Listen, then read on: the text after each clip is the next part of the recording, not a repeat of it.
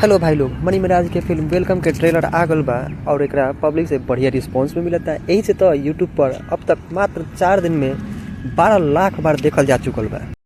जलवा है हमारा। बाकी आज हम मनी मिराज के ट्रेलर के कुछ ऐसा सीन के बारे में बात करेला बानी जना के देख के बहुते मजा आवता है। आइए देखते हैं। तो एमे सबसे पहले नंबर पर ई आवता जौना में भौजी मनी मिराज के शिव शासन सिखावत तारी, लेकिन जैसे ही उल्टा लटकले हैं लागत भौजी के वो पार्ट दिख गई वैसे से भौजी शर्मा गई।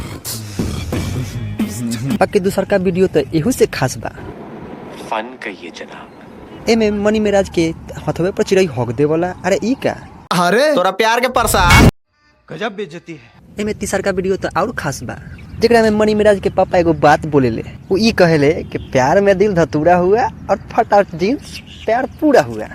जाने के जवाब में मनी मिराज का कहेले आई जानतनी हम तो लूंगी गंजी या गमछा पे।